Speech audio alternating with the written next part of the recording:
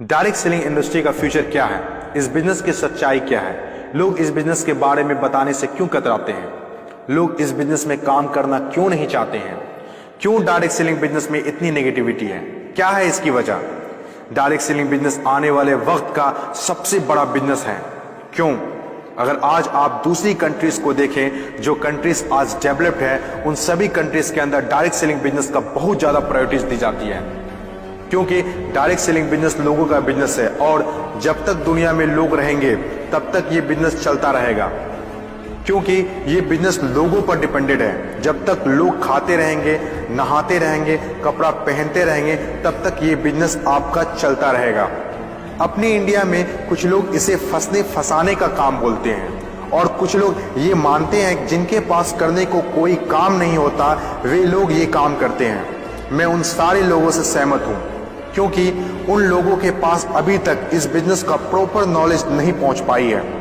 ये हम लोगों की जिम्मेदारी है कि इतनी पावरफुल और ब्यूटीफुल इंडस्ट्री के बारे में लोगों को समझाएं। दुनिया में कुछ ऐसे भी काम होते हैं जो लोगों को आसानी से समझ में नहीं आते हैं। एक छोटा सा एग्जांपल देता हूं। हम लोग दिन भर फेसबुक, व्हाट्सएप और यूट्यूब कितना यूज करते हैं और इसके लिए आपसे एक भी पैसा नहीं लिया जाता है।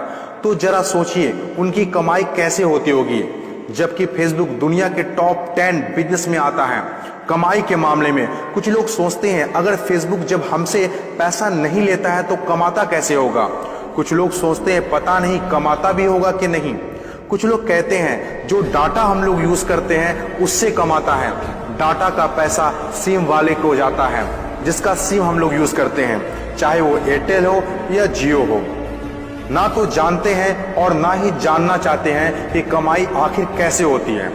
दोस्तों, सबसे पहले आपके लिए ये जानना जरूरी है कि कोई भी इंडस्ट्री कैसे चलती है और कैसे बनती है। किसी भी नई इंडस्ट्री को चलने के लिए 4 फेज से गुजरना होता है। पहला जो फेज होता है वो होता है नेगेटिव फेज, और आज direct selling industry negative phase में है।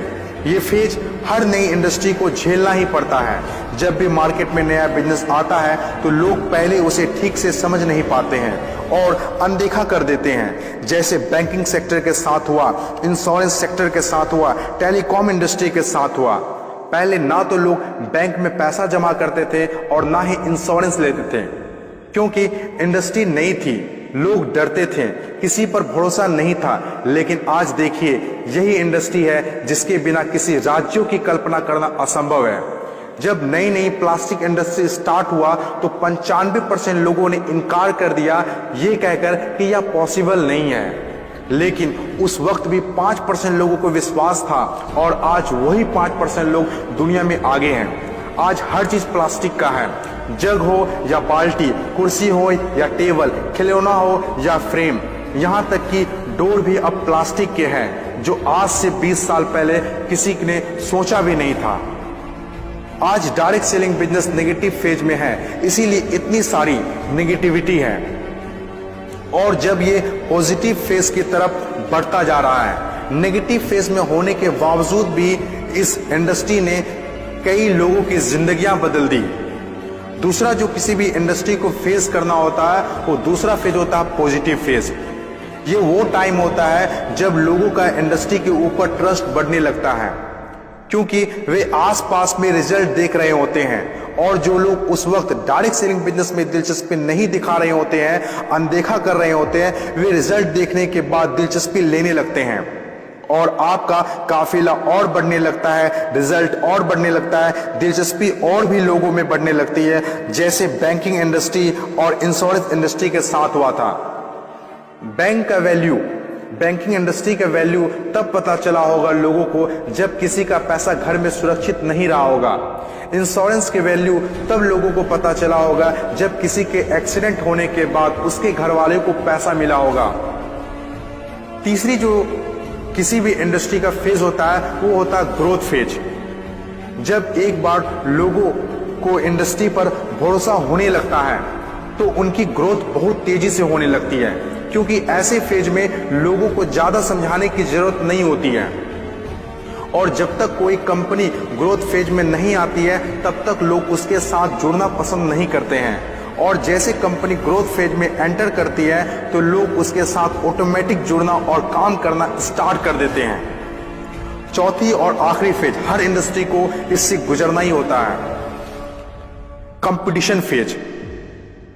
हर एक इंडस्ट्री के अंदर एक वक्त ऐसा आता है जब कंपटीशन बढ़ने लगता है। इंडस्ट्री और कंपनीज की ग्रोथ को देखकर ज्यादातर लोग कंपनी के साथ जुड़ना और काम करना शुरू कर देते हैं।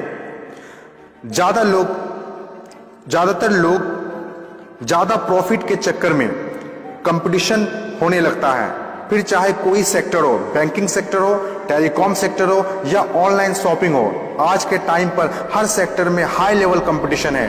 ये टाइम हम सब के लिए बेस्ट टाइम है इस इंडस्ट्री को जानने के लिए, समझने के लिए और इसे करने के लिए।